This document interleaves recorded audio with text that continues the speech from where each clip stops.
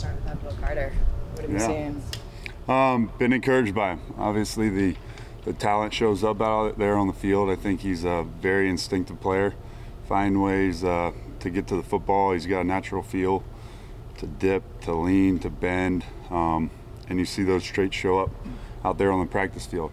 He's continuing to work consistency day in and day out with the effort, the technique, the fundamentals, but like his versatility, like what he's going to be able to bring for our defense. How has his versatility kind of helped you kind of figure out, without giving up too much, figure out what you're going to do with him this season? Yeah, I mean, he's got a history of playing off the ball, so I think that helps him. Obviously, the ability to rush different spots. So, I mean, there's a lot of things he can do, and he does really well. It's just a matter of making sure as a coaching staff we do a good job not overloading him, obviously being a rookie, continuing to focus on the techniques and fundamentals, but finding ways for him and all these guys to impact the game for us. When you have somebody that's like instinctual like that, they use that word a lot for him, probably improvises a little bit. What kind of an onus does that put on the rest of the guys to stick to their fundamentals? Yeah, I think you have to be calculated a little bit with it. I think that part of that falls on him and all these guys, really. There's a time and place to be instinctive when you think you can go make a play, and if you take that risk, you better make it. But again, I think the other guys behind him, understanding who he is, understanding who our linebackers are at times, being able to play off him, right? And it happens up front all the time, really, with these front guys. Like, there's times they're not always in the gap they're supposed to be in. So being able to read off them, make them right, like that's why you're behind them, to be able to make them right. But understanding who you're playing with, I think, is a big part of that. Shane, I would imagine that, there were times when you've been running a defense where you looked at the depth chart and what you had and said, I'm not quite sure we have enough. That's a challenge, right? In this case, when you have three guys like Abdul, Kayvon, and Burns, and that's probably enough at that spot. Is it also a big challenge for you now to say, all right, I have to figure it out, to use all these guys when I need to use them, not like I don't have enough, like maybe I have too much, I got to figure it out. Yeah, I think we got to do a good job, myself, our coaching staff, of finding ways to get our impact players on the field, right? And we think all three of those guys are impact players in this league. They've shown it. The other two guys have shown it. So we got to make sure we do a good job of finding ways to utilize them. Situationally, it comes into play, right? Early downs, what is that? Third down, what is that? We get in the red zone, what is that? So it kind of changes a little bit based on the situation, how much you're able to utilize them more in certain situations than others. But excited to have three there. Like, as you know, it's a tough league.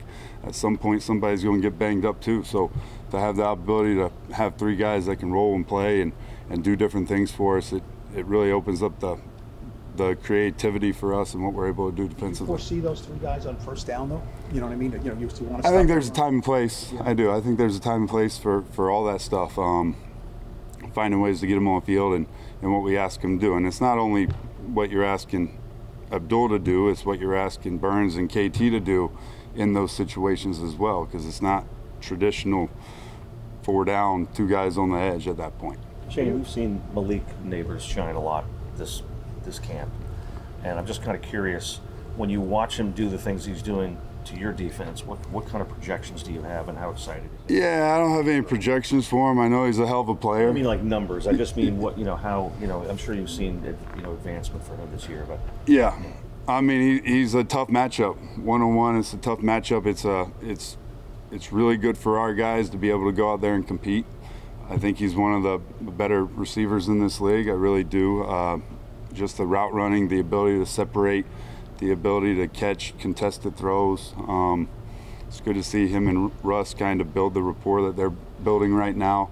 But I mean, they've been making some plays and some tight coverage. Really, all those guys on that side of the ball. Like we've been tight, some contested throws that have been caught by them, whether it's Malik or some of these other guys. So it's encouraging to see. Really, really good player. How do you size up that competition between Cordell and then Deontay? I think they're both doing a really good job. Obviously, Flat's missed a little bit of time here the past couple of days, but I think they're doing a really good job. I like the growth of Tay. I think competition's been good for both of them. I really do. But you're seeing Tay battle I mean, going up against Malik and finding ways to get PBUs and some other guys, he's been able to get his hands on footballs more. I feel like this early on in training camp, we're 10 days in, but early on, more so than what it was last year, he's working. He's competing for the job. He's trying to earn it, just like everybody else is trying to earn their play time.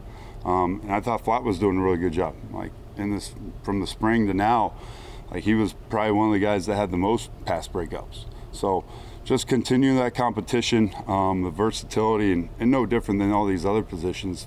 There's going to be time and place where the numbers kind of shrink, and we got to figure out ways of how do we fit based on who's available and who's not. So some of the versatility stuff's going to come into play as well. Do you rank the upcoming joint practices with the Jets sort of ahead of the preseason games in terms of intensity and what you're looking for in evaluation, or? Honestly, no. Like I'm geared on Buffalo after today. Like we're kind of shifting gears a little bit to get ready for Buffalo, and I'm expecting whoever's out there to play to our style. Like you're really looking at guys that can go out there and play with effort, play with fundamentals, take the ball away, all the things we've been preaching.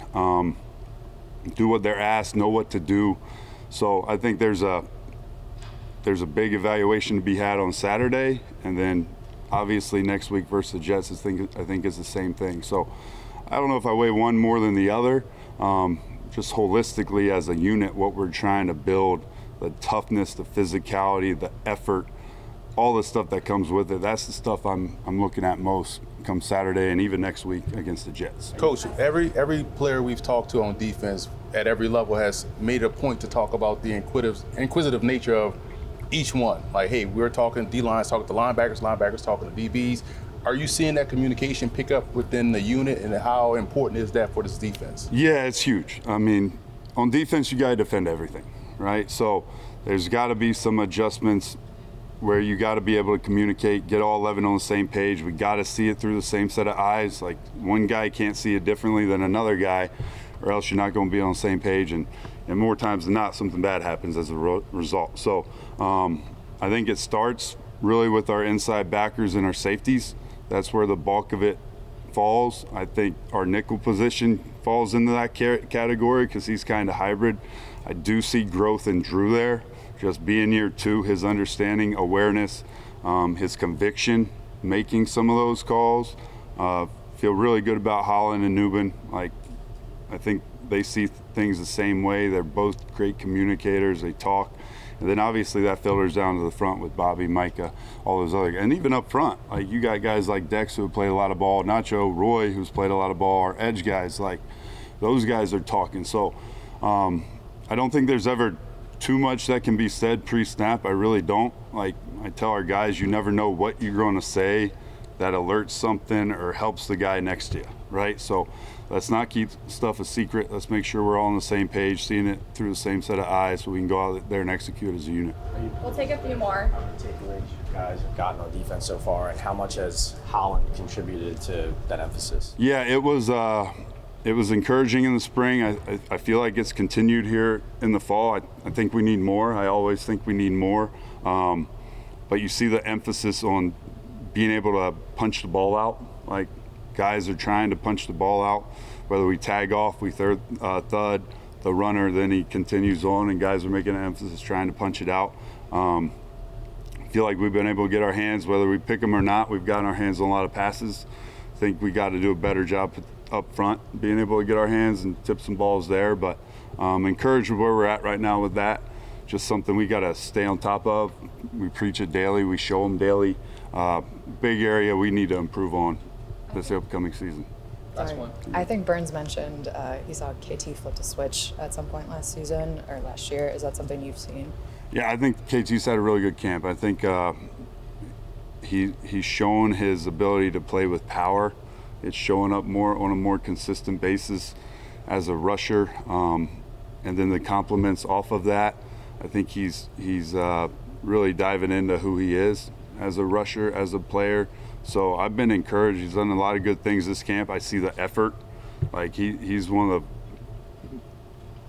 the, in terms of clips that we show, like there's a lot of clips of KT running to the ball. That's the example for us. So pleased with where he's at. Hopefully all these guys continue to grow. Like, we're on day 10 right now.